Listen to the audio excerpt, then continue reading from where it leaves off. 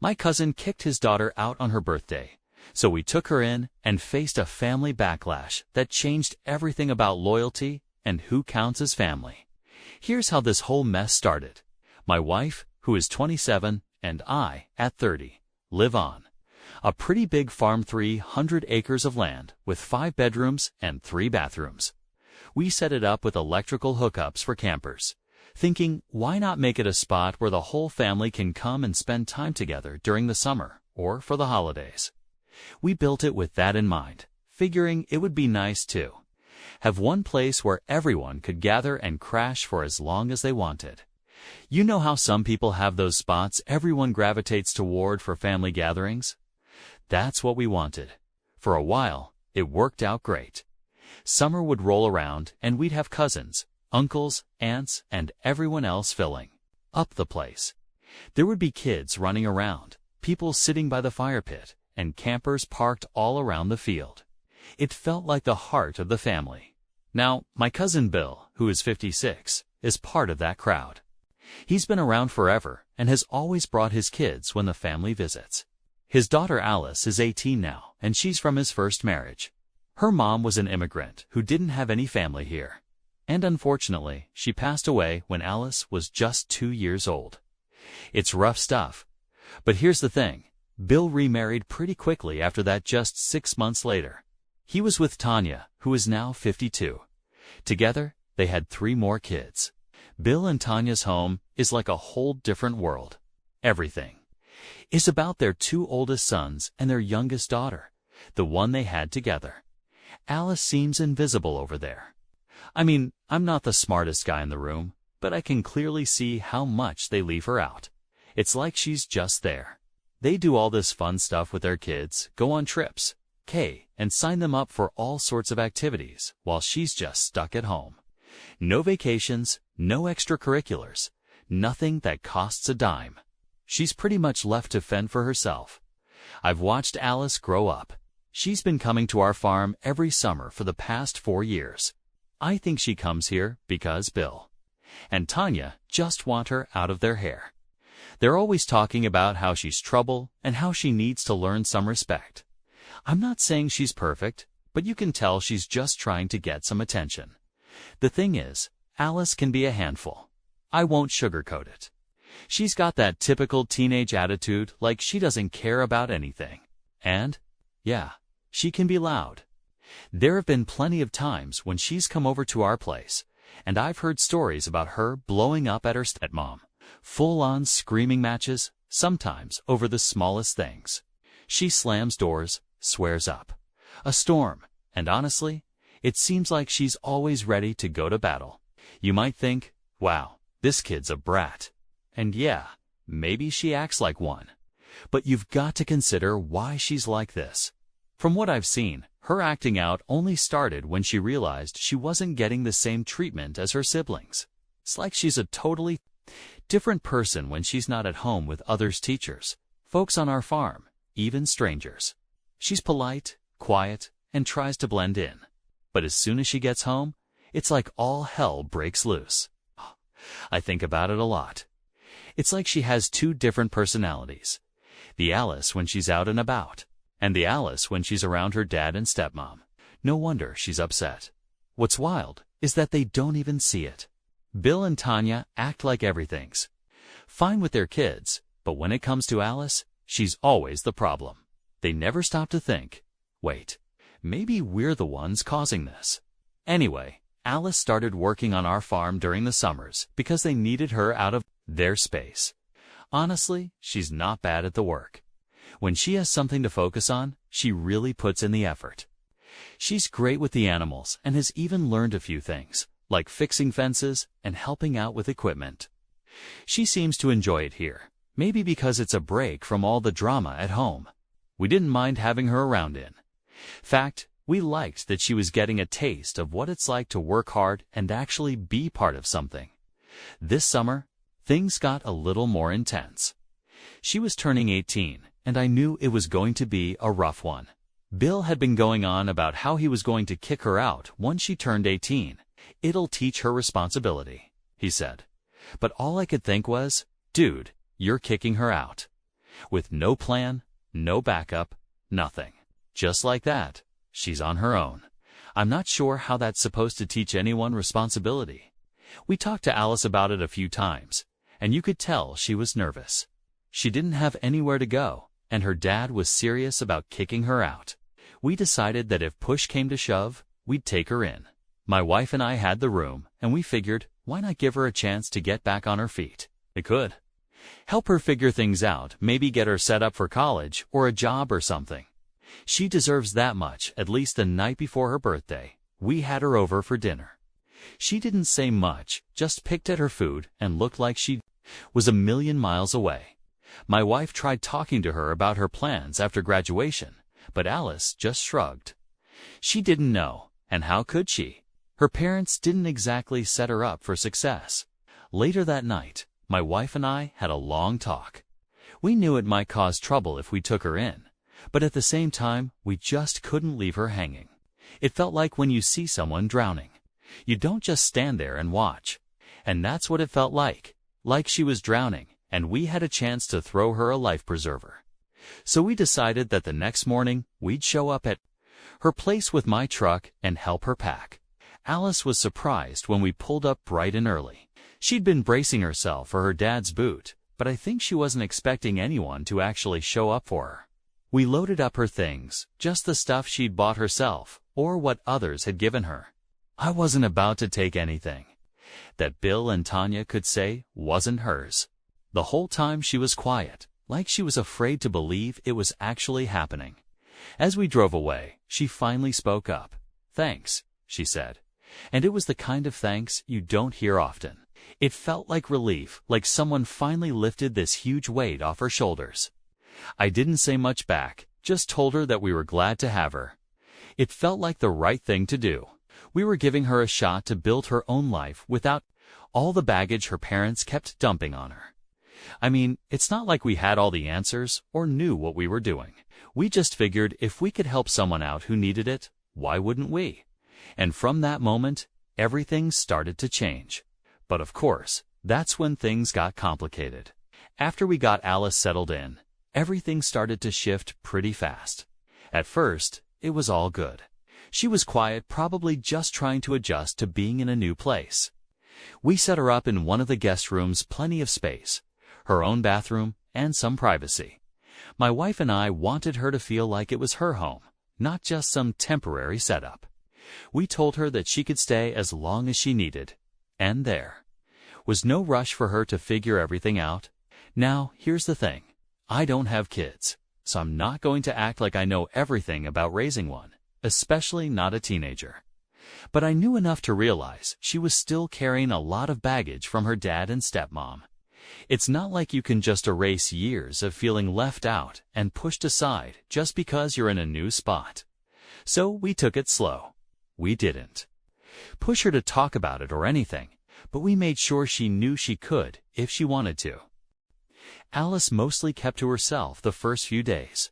She'd come down for meals and help around the farm when we needed an extra hand. But other than that, she was pretty quiet. I figured she was still trying to wrap her head around everything. Can't blame her, really. One minute she's getting kicked out of her house, and the next she's living with her cousin and his wife on a farm. That's a lot for anyone, let alone an 18-year-old who's been through what she has. My wife was great about it, though. She's always had a way of making people feel welcome. She'd leave snacks out for Alice, made sure her room was stocked with everything she might need, and even got her a small TV for her room. It was like her way of saying, "Hey, you belong here." Slowly but surely, Alice started to warm up. She began opening up a bit more, started helping out with the animals without us even asking, and she'd even join us at the dinner table with a smile now and then. Everything was smooth sailing from there. But, of course, that's when Bill and Tanya started getting wind of what was happening. It didn't take long.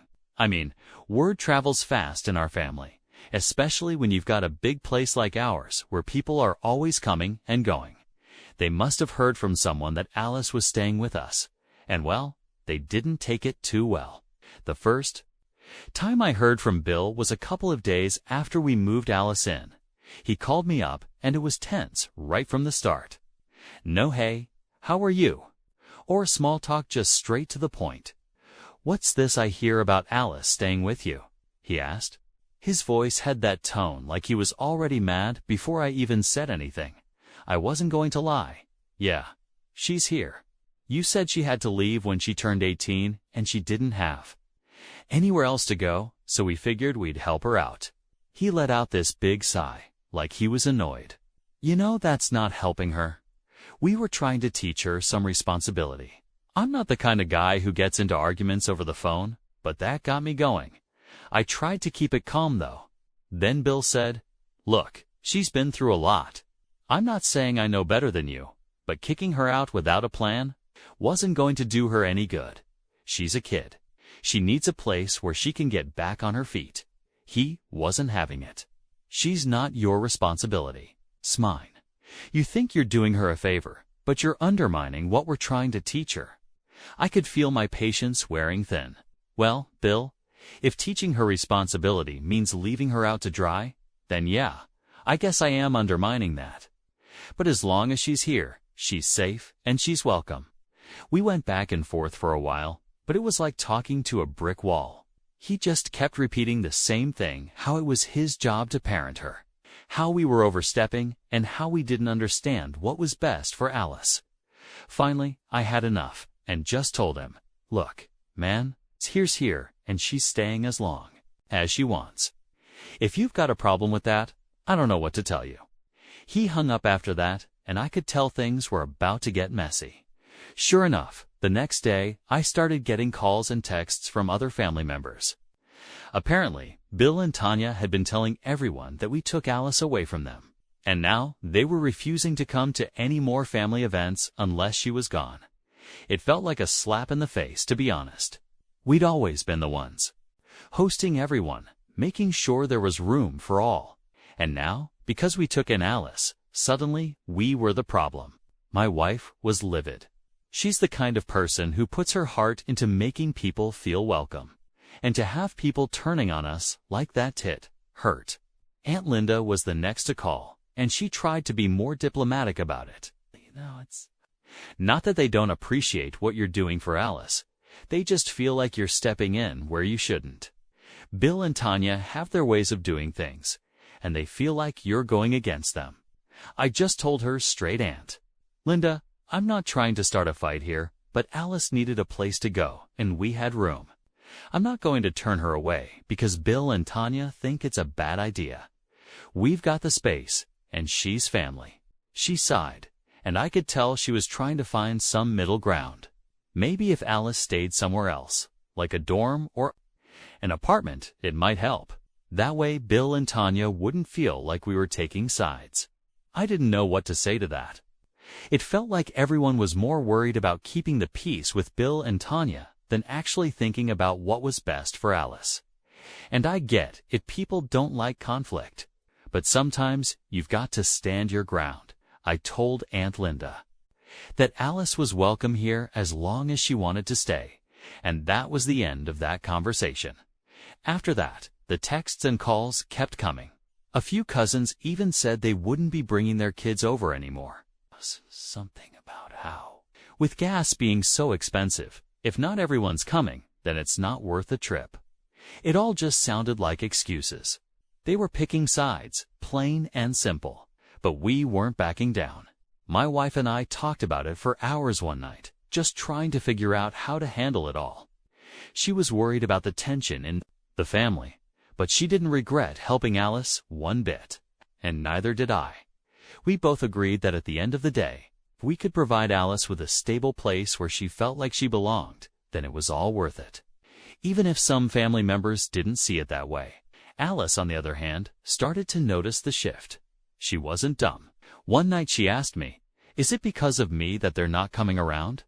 I didn't want to lie to her. "It's not your fault, Alice. Some people just don't get it, and that's on them, not you." She nodded, and for a moment I saw that same look she had when we picked her up, a mix of relief and uncertainty. I knew we were doing the right thing, but I also knew things were only going to get more complicated from here. After the family drama began, things got really awkward. We continued hosting our usual dinners and events, but instead of the usual crowd filling up the house, it felt half empty. Some family members just stopped showing up altogether. For those who did show up, it was obvious they felt caught in the middle. There was a lot of whispering and awkward glances at Alice, as if they were trying to determine if it was worth the trouble. Alice noticed too. She may not have said much about it, but you could tell she picked at her food during dinner, stayed quiet, and appeared on edge. It was like she was waiting for someone to say something, maybe even to ask her to leave. But my wife and I made sure she knew that wasn't going to happen. One day, we had a gathering planned for my uncle's birthday. It was the kind of event that normally the whole family would attend. We would have tables set up outside, the fire pit going, and kids running around. It was one of those big deals that everyone looked forward to. But this time, people started dropping out at the last minute. Cousin Lisa called to say her kids were sick and they wouldn't be coming. Tom mentioned that work was too busy, and Aunt Linda said she wasn't feeling well. It was as if everyone suddenly had an excuse. I knew better. They weren't skipping because they had to. They were skipping because of Alice. It pissed me off. I didn't want to say anything to Alice, but my wife saw it on my face. She just gave me that look that said, "Don't say anything in front of her." So I kept my mouth shut and tried to act like everything was fine. When the day came, only a handful of people showed up. We made the best of it, grilled some food, had a small fire going, but you could feel the tension. Everyone was walking on eggshells. At one point, Bill and Tanya arrived, and I knew right away it was going to be a problem. They hadn't been to the farm since Alice moved in, and I could tell from the way Tanya was eyeing her that it wasn't going to be a friendly visit. Bill tried to act casual at first, chatting with some family members, but Tanya didn't waste any time. She walked right up to me while I was flipping burgers and started in. "You know, this isn't helping anyone," she said, arms crossed and a tight look on her face. I knew exactly what she was talking about, but I pretended to play dumb. "I do." "You mean?" I asked. She huffed, like she was dealing with a child. "Alice, you're keeping her here. It's not doing her any favors, and it's causing all this drama in the family." I set down the spatula and looked her in the eye. "Tanya, we're giving her a place to stay because she needs it. That's all." "Well, Bill and I think it's time she moves on," she retorted, not even trying to hide her frustration. "She's 18 now. She needs to learn how to stand on her own." I could feel the heat rising, and it wasn't from the grill. Stand on her own. You guys kicked her out with no backup plan. That's not teaching her independence. That's abandoning her. At this point, a few people nearby started to quiet down, clearly listening in. Alice was off helping my wife set up some stuff by the barn, but I could see a few family members exchanging looks, gearing up for a front row seat to whatever was about to go down. Tanya leaned in, lowering her voice like she was giving me a warning. "Till, I don't appreciate you getting in the middle of our family business." I wasn't about to back down. Well, maybe if you treated her like family in the first place. I wouldn't have to. That was it. She threw her hands up and walked away, muttering something about how stubborn I was and how we would regret it. A few minutes later, Bill approached me. He didn't look happy. "You know we're not trying to be the bad guys here," he said, glancing around as if to make sure no one else was listening. "But Alice needs to move on. This isn't helping her grow." I took a deep breath, trying to keep my cool. "If you really believe that, then why didn't you help her before all this? Why wait until she was 18 to throw her out?" He shifted uncomfortably, as if he didn't have a good answer for that. "It's not that simple." I shook my head. "I think it is.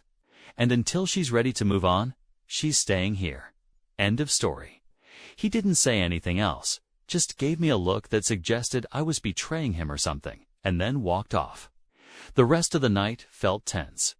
People tried to act like nothing had happened, but it was clear that the whole situation had put a damper on the mood. Bill and Tanya left early, and a few others followed soon after. After they left, my wife pulled me aside. "You did the right thing," she said. "Don't let them make you feel like you're in the wrong." I nodded. but it still felt like I was stuck in the middle of something I couldn't fix. And the worst part? Alice could tell something was off. After most of the guests had gone and we were cleaning up, she asked me, did they leave because of me? I hated that she felt like she was the cause of all this drama. It's not your fault, Alice. Some people just can't handle it when things don't go their way. She didn't say much after that, just went back to helping clean up, but I could see she was thinking about it. The look on her face said it all. She felt guilty for something that wasn't even her fault. The next few days were quiet. Alice kept busy around the farm, and we tried to maintain some normalcy, but I knew this was far from over. We started getting more texts and calls from family members wanting to discuss the situation. It felt like everyone had an opinion on what we were doing. Some tried to be polite about it, saying, "We just want to make sure Alice is okay." But I knew what they really meant. They wanted us to send her away so they could go back to pretending everything was fine. One night, after yet another round of calls, I sat down with my wife and Alice. I figured it was time for us to talk about what was going on. "Listen, Alice," I said, "I know this is a lot, and I know it's not fair that people are making you feel like it's your fault." She looked down, her hands fidgeting in her lap. Maybe if I wasn't here, things would go back to normal. I shook my head. "Oh no, this isn't on you. They're the ones making it complicated. You don't have to worry about any of that." My wife jumped in too. "We want you here, Alice. This is your home now, as long as you need it." Alice gave a small nod, but I could see the doubt in her eyes.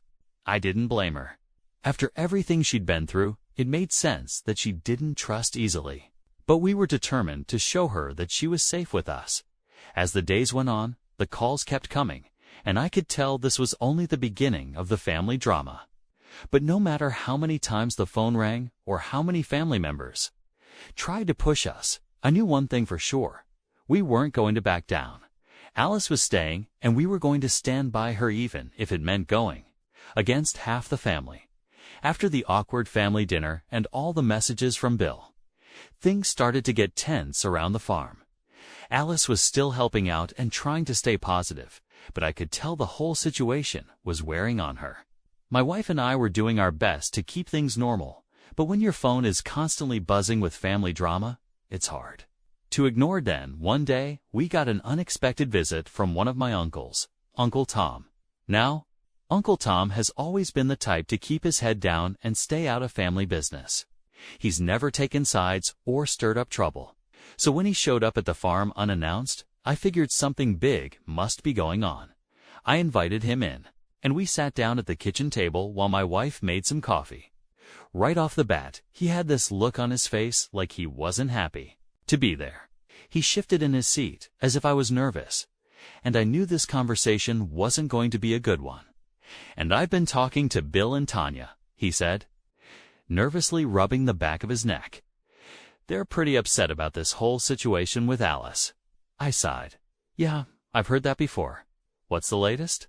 He hesitated before saying, "They're talking about getting the family involved, like everyone. They want to have a meeting, a family intervention, basically, to decide what should happen with Alice." My jaw tightened. A family meeting to decide what happens with Alice. She's not some community project, Tom. She's a person. "Oh, no, he said quickly. "I told them that, but they're convinced that she needs to go back with them. And they think if enough of the family pressures you, you'll change your mind." It felt like a punch to the gut. It was one thing for Bill and Tanya to disagree with us privately, but dragging the entire family into it, that was a new low. So they want to have a vote on whether she gets to stay. Tom shrugged. "Something like that. They think if enough people side with them, you'll feel like you have no choice." My wife, who had been listening quietly, finally spoke up. "That's ridiculous. This isn't a democracy. Alice is staying because she needs to. And we're not kicking her out just because some people don't like it." Tom nodded, but looked uncomfortable. "Oh look, I'm just the messenger here. But they're serious about this. They're planning to have this meeting at Aunt Linda's house next week. it all started to click. This wasn't just a disagreement anymore. They were trying to turn the whole family against us. I felt my hands ball into fists under the table. So they think they can gang up on us, and that's going to make us back down. He held up his hands like he was trying to calm me down. I'm not saying it's right. I just wanted to give you a heads up so you know what's coming. My wife and I exchanged a look. We'd been trying to avoid more conflict, but it was clear that wasn't going to be an option anymore. They were making this a whole family issue, and we would have to decide whether we were going to stand our ground or let them push us around. After Uncle Tom left, we sat there for a while, trying to figure out what to do next. My wife suggested that we reach out to a few family members who'd been supportive just to see if they'd back us up. It wasn't about taking sides. It was about making sure Alice knew she wasn't alone. Over the next few days, we started reaching out to people. We called Lisa, a cousin who'd been in our corner since the beginning. She was furious when she heard about the planned family meeting. "That's ridiculous," she said. "They're acting like Alice is some problem they need to fix. She's better off with you, and they know it." We also called a couple of uncles and aunts who had been on the fence before. Some of them were hesitant to take a stand, but a few agreed that what Bill and Tanya were doing was out of line. They promised to show up at Aunt Linda's house and speak up on Alice's behalf if things got ugly. Alice, meanwhile, was trying to act like everything was fine, but I could tell the idea of this family intervention was getting to her. One evening, while we were out feeding the animals, she finally brought it up. "Is it true that they're having a meeting about me?" she asked, her voice quiet. I nodded. "Yeah, it's true. But we're not going to let them make you do anything you don't want to do." She looked down at her boots, kicking at the dirt. "I just don't get why they're so determined to make me leave. They didn't want me when I was living there." I put a hand on her shoulder. "It's not about you, Alice. It's about them wanting to control the situation. They don't like that we made a choice they don't agree with." She sighed. "And I don't want to cause more problems." "And you're not the problem," I said firmly. "They are, and we're going to stand by you no matter what." The next week, the day of the so-called intervention came around. We knew we had to show up, even if we didn't want to. If we stayed away, they'd probably take that as us backing down. So we got in the truck and headed to Aunt Linda's. When we walked in, the tension was thick. Almost the entire family was there: cousins, uncles, aunts, everyone. Bill and Tanya were sitting at the head of the table, looking like they were in charge of some big meeting. Alice stayed close to my wife, clearly uncomfortable. I could see the worried looks from a few of the family members. Relatives who had promised to back us up were nowhere to be found. Bill stood up, acting all official. "Thanks everyone for coming. We're here to discuss what's best for Alice." I rolled my eyes. Was it really about what was best for Alice? Or was it more about what was best for them? Tanya jumped in. "This isn't about us. It's about making sure Alice has a stable future, and we think that means coming back home." My wife crossed her arms. "Do you mean back to the home she was kicked out of?" Bill ignored that and started talking about how the family needed to unite and how this division was tearing everyone apart. It was all just a bunch of words to make themselves look like the victims. A few of our cousins spoke up, but it was clear that Bill and Tanya had managed to get most of them on their side. Just as things were heating up, Lisa stood up. "This is ridiculous," she said, her voice steady. "Alice has a home. She's safe, she's loved, and she's doing well. If you really cared about her, you'd be supporting her, not trying to force her into a situation she doesn't want." A few others nodded, but most stayed quiet. I could tell it was going to be an uphill battle. Bill kept pushing, talking about how we were isolating Alice and making her dependent on us. It was all nonsense, but he was saying it with enough confidence that some people seemed to believe him. Finally, I had enough. I stood up and said, "This isn't a democracy. Alice is an adult and she's made her choice. We're not here to debate that. If you don't like it, that's your problem." There was a long silence, and then one by one, people started leaving the room. Some gave us nods of support, while others just walked past without a word. Bill and Tanya stayed put, glaring at us. "We're not done with this," Bill said. As we turned to leave, "Yeah, well, we are," I shot back. We left, and on the way home, Alice looked relieved for the first time in weeks. We knew it wasn't over, but at least she knew we had her back no matter what the family decided. All right, so we were getting closer to the start of Alice's university classes, and things seemed to be settling down a bit. She had been working hard on the farm, getting things done, and it felt like she was finding her rhythm. My wife and I were trying to stay positive, figuring that once Alice started classes, maybe all this family drama would die down a bit. We thought that if she was in a good place and had a routine, maybe Bill and Tanya would back off. Then, just when we thought we could finally take a breath, my phone rang. It was Bill. I knew I shouldn't have answered, but a part of me hoped maybe, just maybe, he was calling to find some middle ground. Maybe he'd realized how much this whole thing was stressing Alice out and was ready to work things out. I should have known better. "Hey man," I said, keeping my tone neutral. He didn't bother with a greeting. "Heard Alice is getting therapy," he said, his voice cold. "Yeah, she is," I replied, already feeling the tension creeping in. "She's been through a lot. She needs someone to talk to." "Well, I don't know why you think that's necessary," he snapped. "When we raised her, she was fine. She doesn't need therapy." I couldn't believe it. "Bill, she's been kicked out of her home. She's been dealing with a lot of stuff, and she needs support." "Support?" he scoffed. "Or are you just feeding into her behavior, making her think she's a victim?" That was it for me. I tried to keep my cool, but it was hard. "Bill, I'm not feeding into anything. She's got a chance to get some help and move forward. If you can't see that, then maybe you're part of the problem." Silence hung in the air, and I could almost hear him grinding his teeth through the phone. "And you've changed. You know that?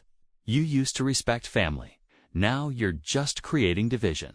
That line hit hard. I had always been about family. My wife and I built this whole place for family gatherings for everyone to come together. And now he was acting like I was the one tearing things apart. It felt like a slap in the face, but I wasn't going to back down. "Tim, I'm doing what I think is right. You don't have to agree with it, but Alice is welcome here. We're not sending her away just because it makes things uncomfortable for you." He hung up, and I sat there for a minute, trying to collect my thoughts.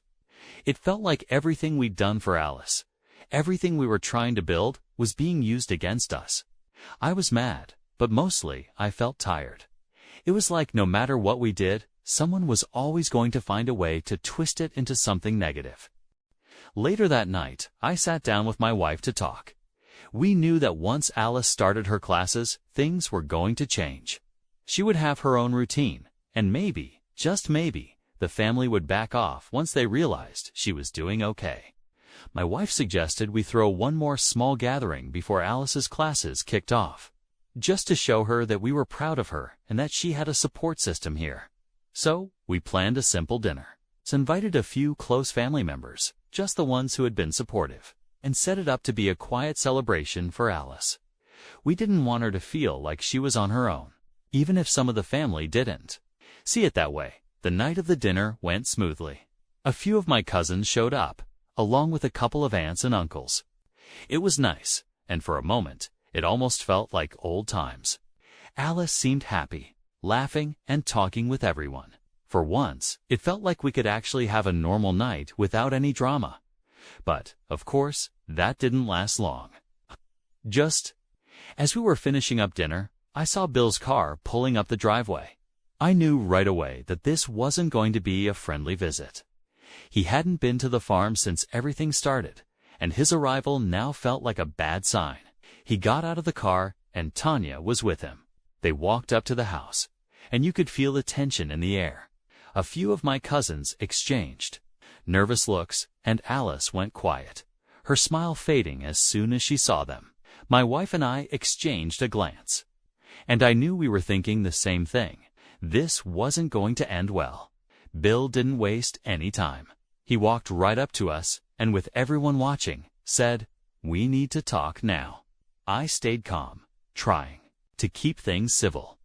All right, let's step aside and talk privately. He shook his head. Oh no.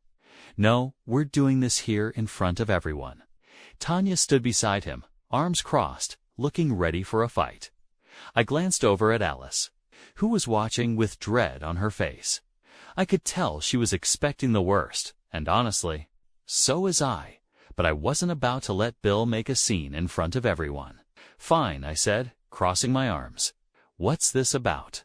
Bill took a deep breath, like he was gearing up for a speech. We've given this a lot of thought, and we think it's time for Alice to come home. The whole room went silent. I could see a few people looking around, confused. Alice looked shocked, and I could tell she didn't know what to say. I was just as surprised as she was. After all this time, now they wanted her back. Tanya nodded and stepped forward. We think it's best if she comes back to live with us. We want to fix things as a family. Alice stayed quiet, staring down at her plate. My wife put a hand on her shoulder, giving her a reassuring squeeze. I didn't know what Bill and Tanya were playing at, but I wasn't about to let them bully Alice into going back. She's staying here, Bill. We've been through this already. Bill's face hardened. We don't want her here anymore. She belongs with us. Alice finally spoke up, her voice quiet but steady. I don't want to go back. She looked up, meeting her dad's eyes for the first time. Well, you only want me back now because you don't want to look bad in front of the family. Tanya's face twisted in anger. How dare you talk to us like that? Alice didn't back down, but you kicked me out. You didn't care where I went or what happened to me. Now you show up here acting like everything's fine. Bill's expression was hard to read, but I could tell he was losing patience. Your family, Alice? You can't just run away from that. My wife stood up, her voice calm but firm. She's not running away from anything. She's trying to start fresh, and we're supporting her. Tanya rolled her eyes. Oh, so now you too think you're her saviors. This is why the family is divided, because you keep interfering. I'd had enough. Interfering. You kicked her out. We gave her a place to stay because that's what family is supposed to do. Bill shook his head, looking around at everyone as if trying to rally support. And this isn't how it's supposed to be. Alice belongs with us, and you need to stop undermining that. I felt my hands clenching into fists, but I tried to stay calm. Alice is staying here, and that's fine. Bill looked like he was about to argue, but then something seemed to shift. He just stared at me for a moment, then turned to Alice. Fine, stay here, but don't expect us to keep trying. We're done with that. Tanya turned and walked away, with him following closely behind. The silence in the room felt heavy, and I could tell that everyone was processing what had just happened. Alice sat there, staring blankly at her plate, and I could see tears beginning to form in her eyes. My wife and I didn't push her to talk. We simply sat with her, letting her know that no matter what, we were there for her. It wasn't the ending we had hoped for, but at least now she knew who really had her back.